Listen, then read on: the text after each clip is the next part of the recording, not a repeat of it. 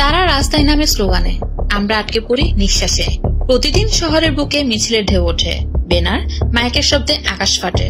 কিন্তু সেই ঢেউ যখন একজন অ্যাম্বুলেন্সের গন্তব্য থামিয়ে দেয় কিংবা স্কুলে পৌঁছাতে না পারা পরীক্ষার্থীর স্বপ্ন মারিয়ে দেয়, তখন প্রশ্ন ওঠে, এই আন্দোলন আসলে কার জন্য? কে কাদের হয়ে পথে নামছে সেটা সাধারণ মানুষ জানে না। তারা শুধু জানে আজ অফিসে পৌঁছাতে পারেনি, অথবা যাত্রী না পেয়ে সারাদিন খালি রিক্সা নিয়ে ঘুরেছে।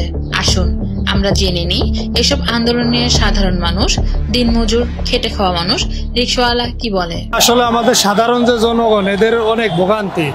যেমন শাহবাগের মতো এমন একটা গুরুত্বপূর্ণ জায়গা যেখানে 2-3টা হসপিটাল, সাথে স্কুল, কলেজ, অনেক ইমার্জেন্সি রোগী যারা আছে অনেক সময় লাইন ওই সিরিয়ালের পিছনে পড়ে থাকে, তাদের তো ওইখানেই দেখা যাচ্ছে অনেক সময় ডেট হয়ে যাচ্ছে। আসলে আমাদের দেশে আন্দোলনের নামে যা করা হচ্ছে এটা আসলে মোটেও ঠিক না। আন্দোলন হচ্ছে কোনো দাবি আদায়ের লক্ষ্য তারা যেন পৌঁছে যায় সেই জন্য, কিন্তু আমরা যারা সাধারণ মানুষ আছি, রাস্তাঘাটে চলাফেরা করি, আমাদের খুবই ভোগান্তি।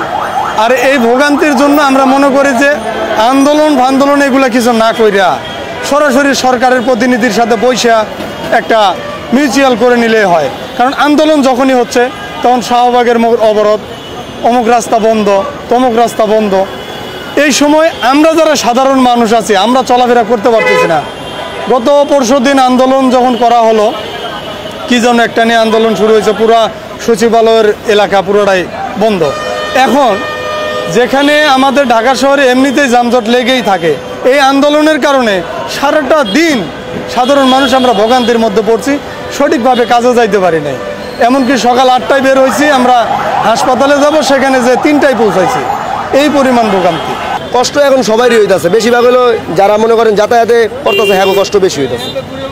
আমি হচ্ছে বেশি তারা আমি সব ধরনের সময় আমার আগে 2টি বই যেত, মনে করেন দুপুরের আগে, এখন সন্ধ্যা রাত 10টা 2টি বই না। চিন্তার স্বাধীনতা থাকুক, কিন্তু সেটা যেন আরেকজনের জীবনের অস্থিরতা না আনে। প্রতিবাদ হোক, কিন্তু জনজীবনের শ্বাসরোধ না করে।